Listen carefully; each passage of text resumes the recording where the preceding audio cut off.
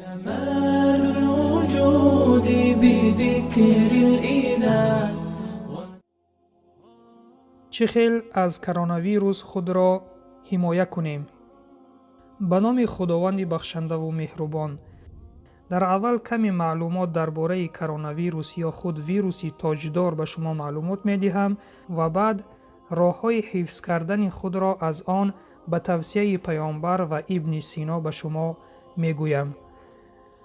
کرونا ویروس یا خود ویروس تاجدار یکی از میده ترین مخلوق هاست. از باکتریا ها هم میده تر با چشم دیده نمی شود. امروز در اکثر مملکت ها پهن شده است، خصوصا در مملکت های ابرقدرت. او از چین پیدا شده، سپس به دولت های اروپا، امریکا، ایران، روسیه و دیگر دولت ها پهن گشته است. امروز دولت های ابرقدرت نمی توانند بر ضد این مخلوق میده دوا راست کنند. ناوابسته به پیشرفت علم و تکنیک که انسان توانست به کیهان براید، انسان توانست به قعر بحر برود، انسان توانست برای نابود کردن انسانیت بمب های اتمی سازد و ساخت و میلیون انسان ها را نابود کرد. اما بر ضد این ویروس نتوانست دوایی سازد، عاجز ماند.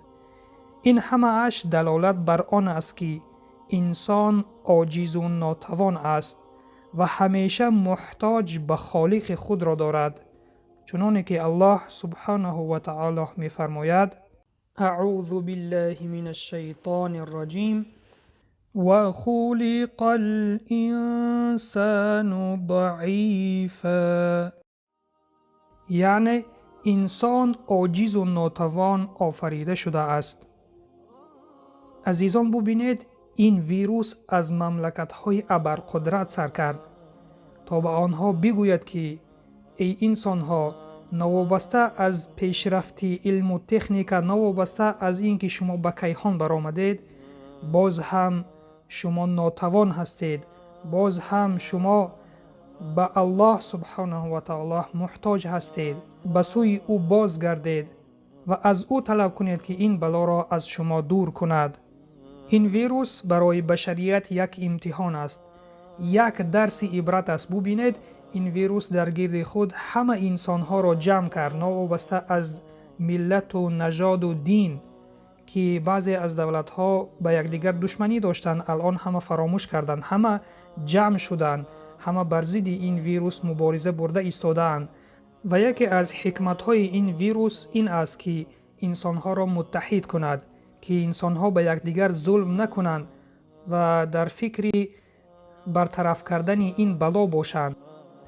پس برادر و خواهر ایمانی هم ما باید فراموش نکنیم که این یکی از امتحان های خداوند است، چنانکه که خداوند در قرآن می فرماید: اعوذ بالله من الشیطان الرجیم وَلَنَبْلُوَنَّكُمْ بِشَيْءٍ مِّنَ الْخَوْفِ وَالْجُوعِ وَنَقْصٍ مِّنَ الْأَمْوَالِ وَالْأَنفُسِ وَالثَّمَرَاتِ وَبَشِّرِ الصَّابِرِينَ. یعنی البته شما را به اندک ترس و گرسنگی و بینوایی و بیماری و نقصان در مال و نفسهای شما و زراعت می آزماییم و صبر کنندگان را خوش خبر ده. سوره بقره آیه 155. بله شنونده عزیز، البته این یک آزمایش از جانب خداوند است. ما باید از خداوند بترسیم، ما باید از بی ایمان رفتن در این دنیا بترسیم، ما باید از بی نماز رفتن در این دنیا بترسیم، نه از آنی که با بیماری کرونا ویروس اگر در تقدیر باشد به این بیماری گرفتار می شویم و این دنیا را ترک می کنیم، چون این دنیا دنیای فانی است. همه ما یک روز نه یک روز این دنیا را ترک می کنیم.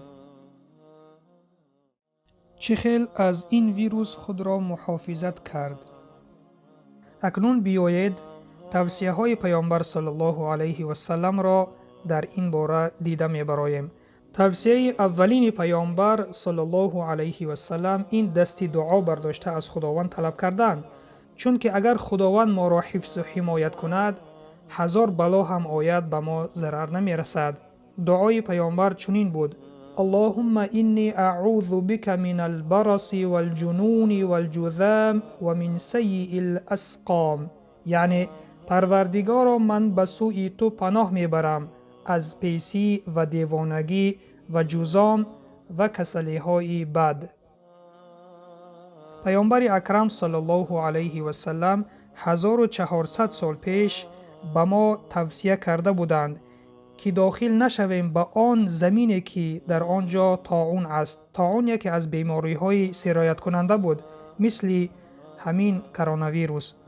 چون انسان هایی که از این مکان ها خارج می شوند، سبب پهن کردن این کسلی های سرایت کننده می شوند. به همین سبب باید از مکان های خود خارج نشوند. توصیه دیگر پیامبر صلی الله علیه و سلم این رعایت کردن قاعده های تازگی می باشد. چون ما مسلمان هستیم، الحمدلله در یک روز 5 وقت طهارت کردن نماز می خوانیم. این قاعده را پیش از آمدن این ویروس هم استفاده می بردیم. الحمدلله.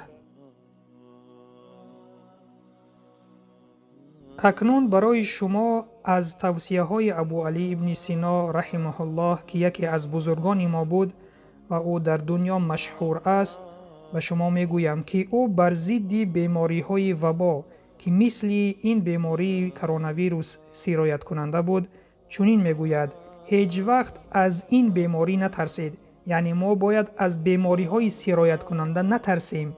انسان ها نباید در یک جا جمع شوند. بازارها را محکم کنید. دست و روی ها را بسیار بشویید. با یکدیگر مصافحه نکنید، یعنی با دست سلام نکنید. به ضرورت از خانه ها بیرون نبرایید. این بود توصیه های ابو علی ابن سینا. بله برادر و خواهر ایمانیم، ما باید این توصیه ها را به جای آوریم. بعد توکل به خداوند کنیم. یعنی اول باید پای شتر را ببندیم، بعد توکلش را به خدا کنیم. و اگر بعد از انجام دادن این توصیه ها شما بیمار شدید، پس فراموش نکنید که این یک امتحان خداوند است و اگر صبر کنید ثواب میگیرید و گناهان شما بخشیده میشوند.